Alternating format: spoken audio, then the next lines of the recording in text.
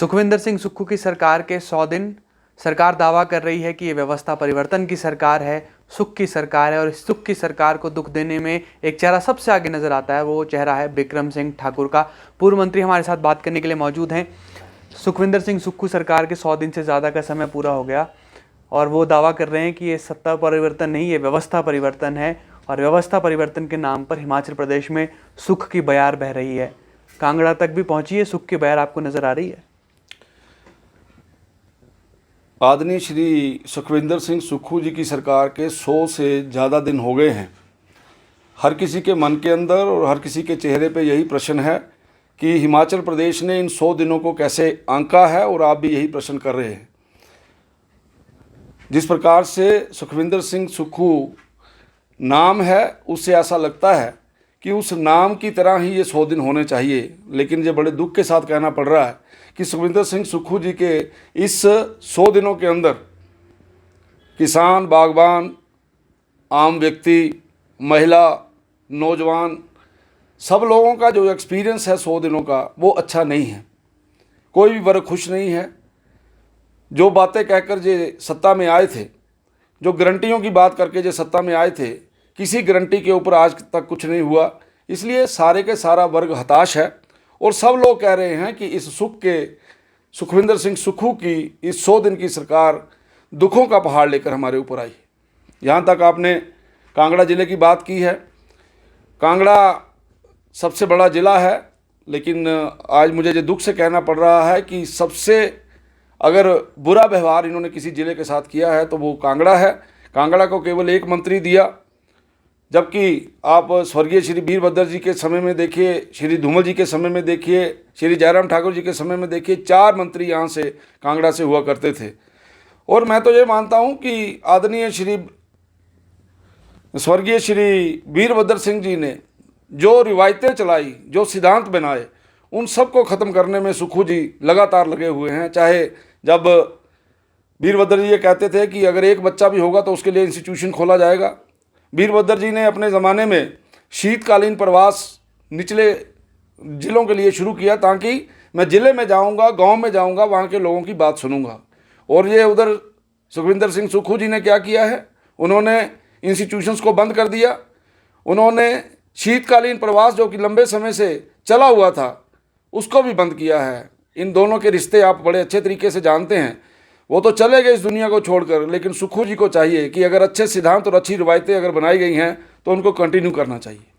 Denotify करने का चर्चा आपने ज़ोरों शोरों से सदन में उठाया। धर्मशाला, चाहे शीतकालीन सत्र की बात हो या फिर अभी बजट सत्र की बात हो, लगातार डीनोटिफाई का मुद्दा और एक साथ ही साथ विधायक नीति का मुद्दा एक बेहद अहम रहा। आपको लगता है कि विधायकों की शक्तियां छीनने का काम किया जा रहा है? क्योंकि सदन में ये भी चर्चा चल रही थी कि विधायक के पीछे जब प्रधान चलता है तो प्रधान के पास तो वित्तीय शक्तियां हैं, लेकिन अभी मौजूदा वक्त में विधायक के पास वो शक्तियां ही नहीं है। निश्चित तौर से इसमें कोई दो राय नहीं है।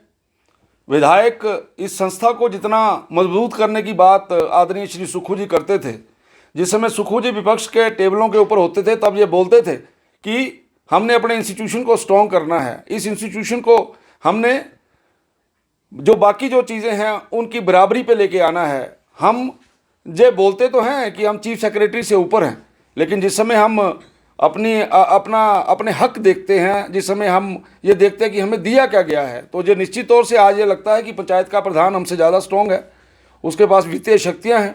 और दूसरी तरफ जिस तरीके से हम लोगों को होना चाहिए उससे हम पीछे हटे हैं। और इसमें सुक्खू जी को मैं तो बार बार बोलता हूँ, मैंने संसद में भी अंदर बोला है ये सारी बातें, कि आप विधानसभा में बैठकर जो बातें विपक्ष में बैठकर करते थे, आज आपकी आत्मा ये बातें क्यों नहीं सुन रही है? आज आप ये उन बातों की तरफ क्यों ध्यान नहीं दे रहे हैं? ये निश्चित तौर से आज हम ये महसूस कर रहे हैं कि कमज़ोर करने का काम जो है पिछले 100 दिनों में सुक्खू जी ने इस इंस्टीट्यूशन को किया है। बिक्रम सिंह ठाकुर जी, सत्ता पक्ष आपसे बड़ा परेशान है, कह रहे कि आप हमेशा नाराज़ रहते हैं और अपनी आवाज़ से सत्ता पक्ष को दबाने की भी कोशिश करते हैं। इन आरोपों पर आप क्या कहेंगे? ये आज सभी मेरे मित्र हैं, जितने भी सामने बैठे हैं, पिछले 25 वर्षों से राजनीति के अंदर हूँ, इनके साथ अच्छे और बुरे अनुभव अक्सर जुड़े रहे हैं, लेकिन मेरी इनके साथ कोई निजी दुश्मनी नहीं है। मैं अपने इलाके की आवाज़ को बुलंद करता हूँ, हिमाचल प्रदेश के लोगों की पीड़ा को बुलंद करता हूँ। अगर उस पीड़ा को बुलंद करते हुए इनको मायूसी होती है तो मुझे उससे बड़ी खुशी होती है। इसलिए मैं तो ये आवाज़ को बुलंद करता रहूँगा। एक आवाज़ आपके विधानसभा क्षेत्र से चुनाव से पहले उठी थी संजय पराशर की। संजय पराशर लगातार दावा करते रहे कि वो भाजपा के टिकट पर चुनाव लड़ेंगे। ऐसा ही दावा नूरपुर में भी था और नूरपुर में तो टिकट बदल दिया गया और आपने जवाब दिया चुनाव के माध्यम से। तो वो जो अब पूरा किस्सा था संजय पराशर के साथ, अब चूंकि चुनाव हो गए, आप जीत कर भी आ गए, अब आप कोशिश कर रहे हैं कि वो आएँ आपकी तरफ को ताकि विकास हो और साथ में आप लोग चलें आगे बढ़कर। उनके आने से जसवां परागपुर का विकास होगा ये आप कैसे सोच सकते हैं। किसी भी विधानसभा क्षेत्र का विकास बांस पे पैदा होने वाला नेता, जमीन से जुड़ा हुआ व्यक्ति, जमीन को पहचानने वाला व्यक्ति, वो ही उस क्षेत्र का विकास कर सकता है। जिस व्यक्ति ने अपनी ज़िंदगी महाराष्ट्र में गुजारी हो, बॉम्बे में रहे हों, शान शौकत की ज़िंदगी जी हो, वो व्यक्ति जसवां परागपुर की पीड़ा को समझ नहीं सकता। इसलिए उस समय लोगों को बरगलाने का काम किया कि मुझे टिकट मिलेगा, मेरे गडकरी जी मेरे घर टिकट देने आएंगे, मेरे को तो पूरी की पूरी बीजेपी जो है वो, मेरी टिकट तो मेरी जेब में है। तो लोगों ने उनकी जेब भी खाली कर दी और उसके साथ साथ उनको यह भी बता दिया कि धरातल के ऊपर कौन व्यक्ति मजबूत है। लोग मेरे बारे में बोलते थे कि ये नंबर 3 पे आएगा, लेकिन वहाँ की जनता का प्यार और आशीर्वाद ने मुझे फिर दोबारा से चौथी बार वहाँ का विधायक बनाया है। इसलिए ये लोग केवल और केवल लोगों को मुंगेरी लाल के हसीन सपने दिखाकर सत्ता पाने के होड़ में रहते हैं, लेकिन मुझे ऐसा लगता है ये कामयाबी बड़ी देर के तक नहीं मिलती है। और वो आए थे, वो चले गए, दोबारा फिर आएंगे तो लोग फिर उनको यहाँ से भगाएंगे, ऐसा ही मेरा मानना है। नितिन गडकरी का जिक्र आया तो संघ का जिक्र भी स्वाभाविक है। वो दावा करते थे संजय पराशर कि संघ के साथ उनका जुड़ाव है, संघ की पृष्ठभूमि से हैं, संघ में शक्ति है और संघ से टिकट लेकर आएंगे और जीत हासिल करेंगे। तो आपके सामने है वो शक्ति कहाँ गई, वो जिनकी आप बात कर रही हैं वो लोग कहाँ गए। ये केवल मनगढ़ंत बातें थी, उनके साथ कोई भी नहीं था। अगर उनके साथ कोई होता तो वो टिकट लेके आते, और अभी भी उनको लगता है कि मेरे साथ कोई है तो अगली बार लेके आए। सर, परेशानी हुई थी चुनाव के वक्त जब संजय पराशर बतौर आज़ाद प्रत्याशी मैदान में उतरे? आपको लगा कि आपके ही वोट काटेंगे, नुकसान आपका ही होगा? चुनावों के समय में जो भी व्यक्ति सामने खड़ा होता है उससे परेशानी होती ही है, लेकिन मैंने पहले भी कहा था मुकाबला बीजेपी और कांग्रेस में है। बाद में रिजल्ट जब आया तब भी लोगों ने देखा कि मुकाबला बीजेपी और कांग्रेस में था। ये लोग केवल और केवल सत्ता पाने के लिए, लोगों को लूटने के लिए आते हैं। ये केवल लोगों में झूठ बोलकर लोगों को अपनी तरफ आकर्षित करने के लिए आते हैं। लेकिन आज ये आकर्षण भी खत्म हो गया और लोगों को उनकी हैसियत और उनकी औकात का भी पता लग गया। इसलिए मुझे लगता है ऐसे लोग बड़े लंबे समय तक कामयाबी नहीं पा सकते।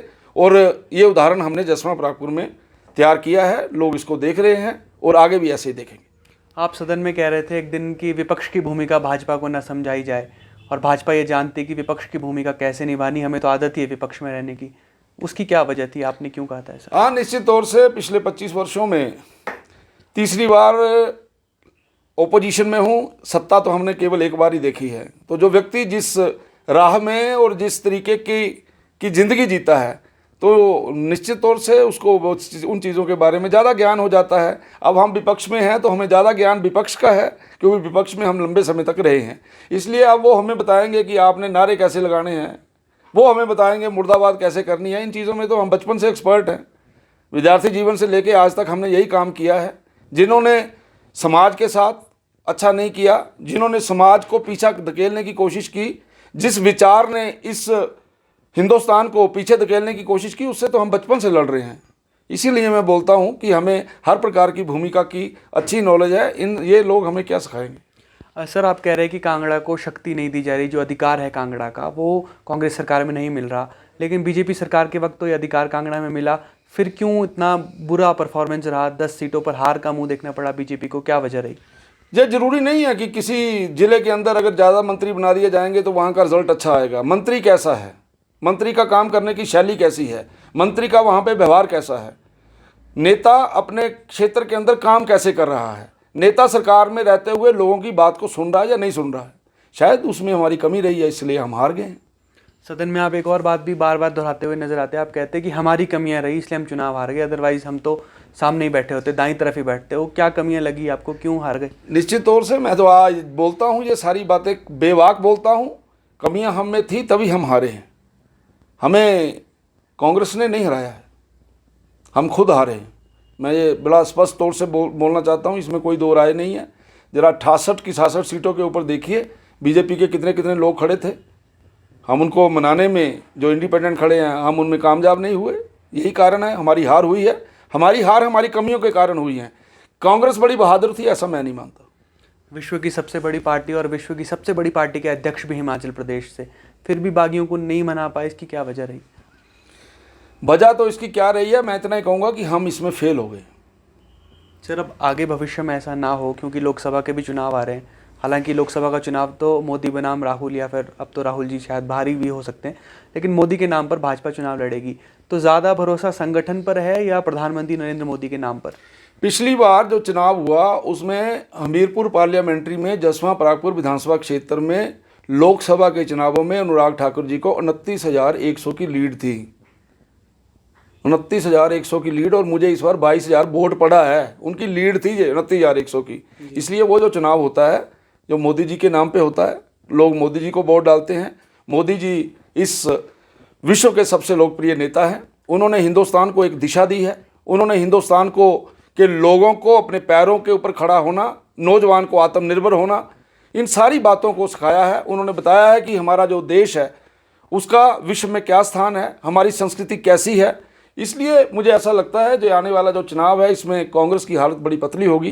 पिछली बार से भी ज़्यादा सीटें हिंदुस्तान के अंदर भारतीय जनता पार्टी को मिलेंगी, ऐसा मैं उम्मीद रखता हूँ। सर, आपने समय दिया, आपका शुक्रिया। बहुत बहुत धन्यवाद आपका। विधायक बिक्रम सिंह ठाकुर हमारे साथ मौजूद थे और जिस तरह से बेबाकी से अपनी बात हमेशा रखते हैं, आज भी इन्होंने बेबाकी से अपनी बात रखी। क्या कहा कांग्रेस को लेकर और भाजपा की भविष्य की स्थिति को लेकर, ये आपने सुना। फिलहाल के लिए इतना ही। आप जुड़े रहिए एबीपी लाइव के साथ।